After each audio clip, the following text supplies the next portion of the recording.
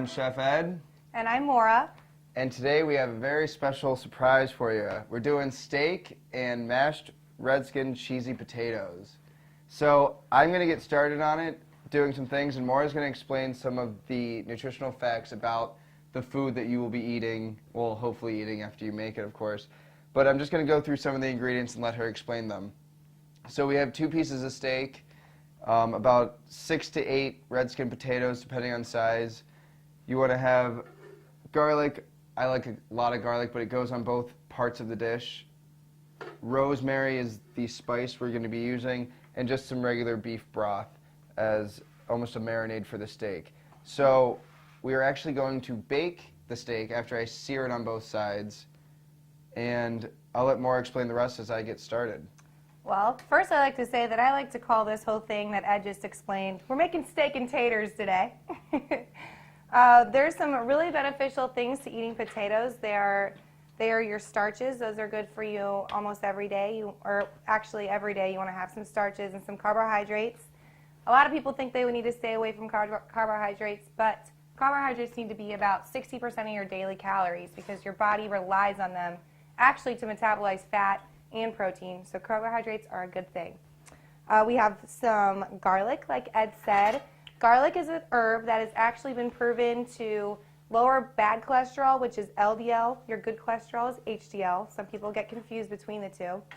And there's been proven effects to that. And also, the one thing you want to know about that is that garlic powder and garlic salt, which I know we had some over there. This does not have the same proven effects as garlic does, so you want to make sure you're getting real garlic to have the beneficial effects of garlic, which is lowering cholesterol. And there's also been some talk of it having antibacterial benefits as well. And bad breath benefits. There are side effects to garlic, including bad breath and body odor. So steer clear of that maybe if you're going on a date. So right now I just put some oil on a pan. I'm going to cover the whole bottom of the pan. This pan is going to be used to sear both sides of the steak. It's just going to be a slight, quick cook on the top and the bottom. You're just going to flip it real quick after it cooks. So that's what searing means? Searing. You sear the top of it, you sear the bottom. Okay. Quick cook. So you want to turn the heat up high, not normally. Normally you cook heat at a medium. Medium. I'm up about medium high, probably a 6 or 7 on my stove. I don't know what your stove would be like though. So I also turned my boiling water on, well, my water on so it would start boiling. And I have another little pot for the broth. I'm going to start cooking this with some garlic and the rosemary to have all the flavors kind of start mixing, and then I'm going to put them in with the steak and bake it. So my oven also is preheating. So now I'm going to put the steak onto my pan. It's not really hot enough yet, but we'll work with it. I'm going to wash my hands. That's right. You want to make sure you wash your hands in between handling produce and fresh foods and your meats, because meats can carry bacteria that can make you very sick if you're not careful. Now with our cheesy potatoes, we obviously need cheese, and Sounds essential. I like all types of cheese, so you can pick whichever one you want for your potatoes. I don't know the healthiest one, but I'm probably going to use a mixture of American cheese and mozzarella cheese. So I'll let her get to that. Well, usually cheeses that are colored have been processed, so there can be a higher sodium content. So I've read a couple places that Swiss cheese and like your white cheeses tend to have a little less sodium in them. Processed cheese like American cheese are a little less healthy. But really, when you're looking at cheeses, you want to look at the fat content, because that's where the calories are coming from. So as long as you're getting low-fat cheeses, you're going in the right direction. So you can get low-fat mozzarella, you can get low-fat cheddar, low-fat American. It's all possible. But with this dish, we're also putting butter, some milk. He loves to contradict what I teach. It's kind of fun. Love all of it. So in the little pan in the back, which I'm going to just warm up our beef broth and the garlic and the rosemary, so they'll start mixing all their flavors together, and that will help, I guess, speed up the cooking process. So I'm just going to add probably like 4 cups of the beef broth. He never measures, he just knows. Rosemary is a type of spice used. It's also in pizza and stuff like that. Used a lot in food. But I'm going to have Maura, it Smells. smells delicious, right? Mm-hmm. I'm going to have Maura pick some of the leaves off of it, and we are also going to use some of the stems within the broth. So we will keep some of that for later. So I'll have you pick those. And with the garlic right now, I'm going to start just cutting it in halves. There. So now I'm actually going to add the garlic that I cut in halves and the rosemary. Am I going too slow? You're going to, I mean, a steady pace. A steady pace is what I'm going for. I can go faster. No, you're doing fine. So I'm just going to add that to the beef broth. And this is a really cool tray. thanks. And here's Maura's contribution to the meal. I'm going to add that to the beef broth and let that cook. Do you want the rest of these in there? Well, it will go in the pot anyways. And I'm going to let that cook for about 5 minutes. Should I keep ripping these? You can if you'd like, yeah. I mean, yeah. Otherwise, I don't know what else to do with my hands. So I'm going to put my garlic back. That's going to go on our mashed potatoes. I'm actually going to cut these in halves so they cook a little bit quicker in the boiling water, which we're still kind of waiting on. So I will just show you. This is actually a pretty big one. I might cut this in thirds. So Maura has picked the stems dry There's still one left. of the rosemary. Get after it. Our water is actually boiling, so I'm going to add our potatoes to it. So you can use any type of baking pan, because this is definitely going in the oven. And I'm just going to put the 2 seared pieces of steak into my baking pan. You don't need any olive oil because the broth is going to be covering this completely. So that pan's off. Do you want to put that in the sink, Maura? I can do that. Look at her work. My broth is basically done. So I'm just going to demonstrate. I put the 2 pieces of steak in the baking pan. It's going to be hot because this was obviously cooking. And I'm just going to pour this broth, which is beef broth, rosemary, and garlic, all over top. And I just want to show you, it should cover the meat entirely. So, the meat might absorb some of it. The flavor's all going to be there. It even looks pretty before. It even looks pretty. The oven is preheated.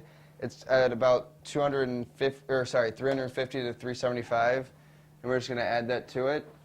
So I'm just going to talk real quick about potatoes. A lot of people, I don't know if you've ever had a potato that's not cooked all the way through, does not taste good. But the best way to check is just to take a fork and stab right through it. And if it comes up with the fork, it's definitely not done. Kind of like my trick with throwing the pasta against the wall. Kind of like your trick, which worked. It did. It did work. I'd like to point out that it did work.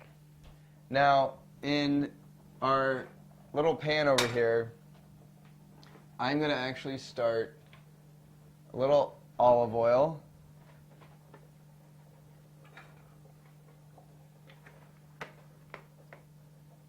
And I'm going to chop this garlic. It's called mincing. Cut it in little pieces. Mincing.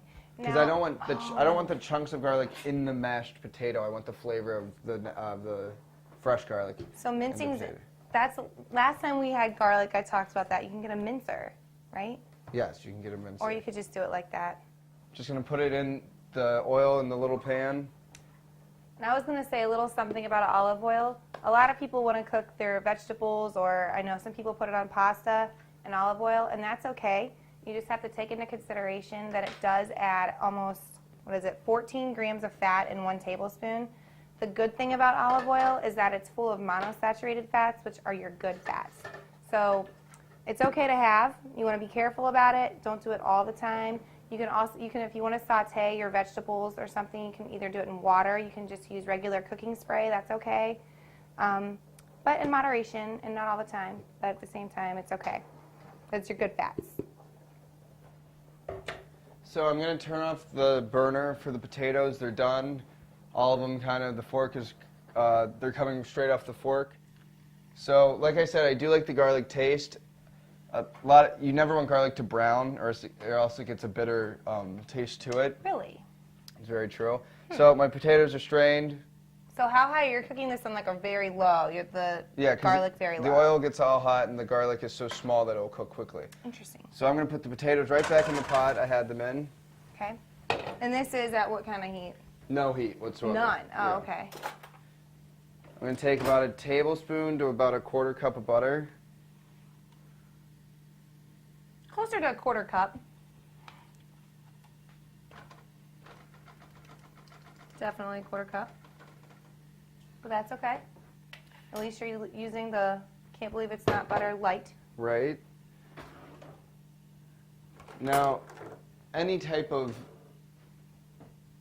strong instrument would work on this. I'm just going to mash these as much as I can, break them up into each other. We grab the cheese out of there too. Yeah, mozzarella. Right now I'm just kind of like straining the garlic out of the oil. I'm just going to put it right back in with the potatoes. Now all this time our meat is still being cooked in the oven with all that broth and delicious rosemary and garlic.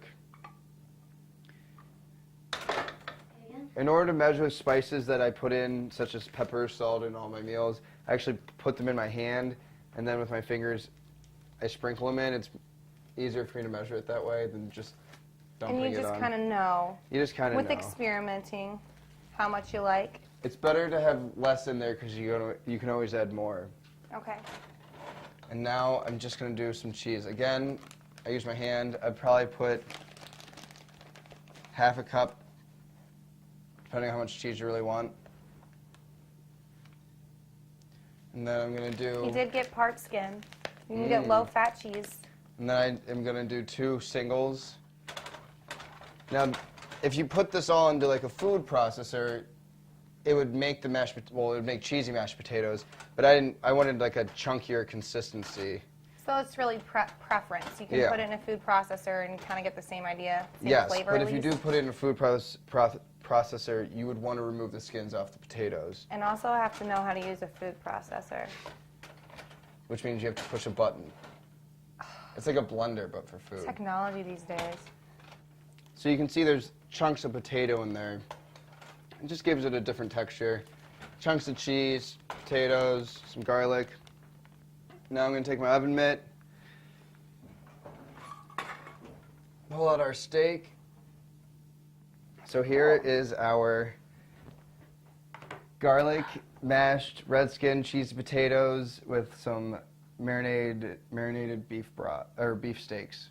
And I get to try some of this. And more. I'll get you a fork. Okay, obviously.